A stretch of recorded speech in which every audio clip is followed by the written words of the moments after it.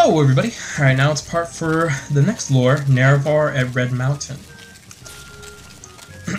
The following is from the Agrapha, the hidden writings of the Tribunal Temple. It is a scholarly retelling of a tradition transmitted through the Ashlanders concerning the battle at Red Mountain and subsequent events. The Ashlanders associate this tale with the tellings of Alandro Sul, the shield companion of Nerevar, who came to live among the Ashlanders after the death of Nerevar and during the ascension of the Tribunal.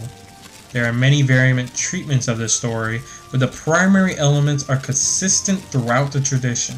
The murder of Nerevar, the tragic fate of Dagaf-ur, and the profane source of the Tribunal's divine powers are denied by temple doctrine as ignorant Ashlander superstitions, and not widely known among civilized Dunmer. Rhizadine, present-day Morrowind, was contested ground between two very different types of Mer, the Chimer, who worship Daedra, and the Drumer, who worship a profane and secret power. These two people warred with each other constantly until their lands were invaded by a young, vibrant, and violent alien culture, the Nords. Two heroes, one from the Chimer and one from the Drumer, Indranil Nerevar and Dumak Dwarfork, made peace between their peoples and together ousted the alien invaders. Then these two heroes worked long and hard to maintain that peace. Thereafter, though, their counselors thought it could be not last, or worse, that it shouldn't. Nerevar's queen and his generals, Alamexia, Sophasil, Vivek, told him to claim all resident for his own. But Nerevar would not listen, for he remembered his friendship with Dumak. There would only be peace. Until Dagaf-ur arrived, House Dagaf had discovered the source of the profane and secret power of the Drumer, the legendary Heart of Lorkhan, which Dumak's people had used to make themselves immortal and beyond the measure of the gods. In fact, one of their high priests, Kragnak, was building a new god so that the Drumer could claim Razine for their own. The Tribunal urged Nerevar again to make war on the dwarves. Nerevar was troubled. He went to Dumak, his friend of old, and asked if what Dagaf-ur said was true. But Kragnak and the high priest of the Drumer had kept their new god secret from their king, and Dumak said the Drumer were innocent of any wrongdoings.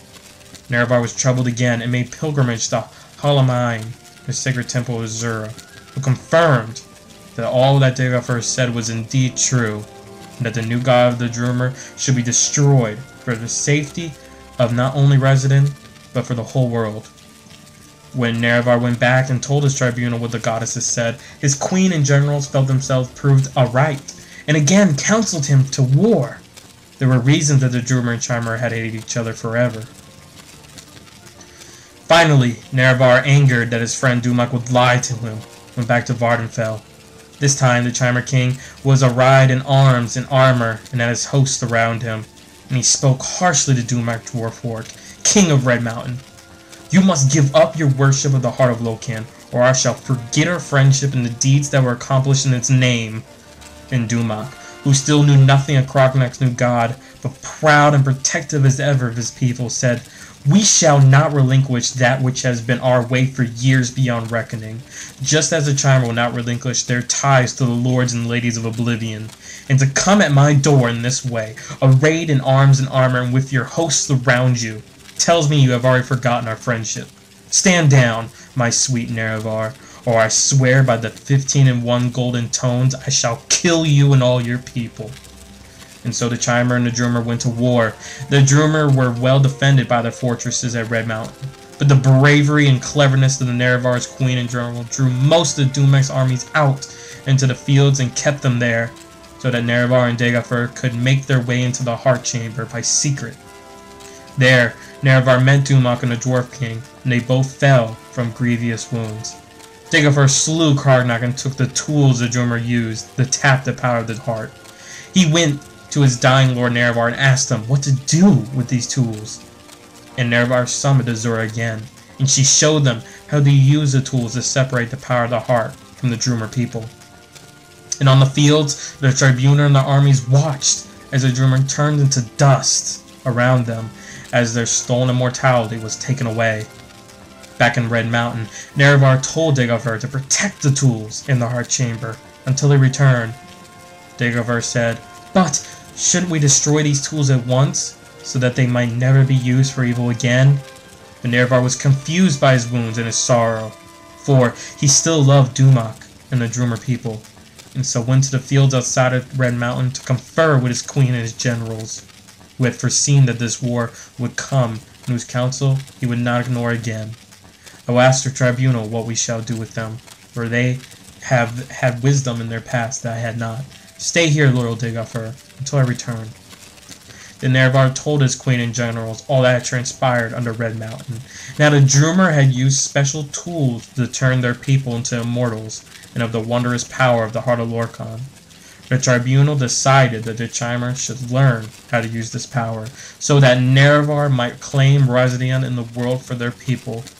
Nerevar did not expect or want this, so he asked his queen and generals to help him summon Azura yet again for their guidance. But the tribunal had become as greedy as Karnak upon hearing of the power of the heart, and they coveted it. They made ritual as if to summon Azura as Nerevar wanted, but Almexia used poison candles, and Sophosil used poison robes, and Vizik used poison invocation, and then Nerevar was murdered. Then Azura came forth anyway, and cursed the tribunal for their foul deeds. She told them that she would use her power over Dusk and Dawn to make sure Nerevar would come back and make things right. But the tribunal laughed at her, and said that soon they would be gods themselves, and that the Chimer people would forget their old ways of worship. And Azura knew this would be true, and that it would take a long time before her power might bring Nerevar back. "What you have done here today is foul beyond measure, and you will grow to regret it. For the lives of gods are not what mortals think, and matters that weigh only years the mortals weigh on gods forever. And so that they might know forever their wicked deeds, Azura changed the Chimer into Dunmer, and their skin turned ashen, and their eyes into fire. Let this mark remind you of your true selves, who, like ghouls, fed on nobility, heroism, and trust of their king." And then the tribunal went into Red Mountain, and met with Dagobert. Dagobert saw what had been done, for his skin had changed as well, and he tried to avenge the death of Nerevar, but to no avail. He was driven off, and thought dead. The tribunal found the tools he had been guarding, and through study of Karnak's methods, turned themselves into gods. Thousands of years after their apotheoses, the tribunal are still the gods of Morrowind, and the old ways of worship, and are remembered only by a few. And the murder of Nerevar is known to fewer, but his queen and generals still fear his return, for the words of Azura linger long, and they see the mark of her curse on their people every day. Alright. That was Nerevar at Red Mountain. That was the different account. I will tell you which one I think is right. I'm going to give you everything I believe. Next one. Okay. So, thank you for watching. And time for Dagobert's plans. So, see ya.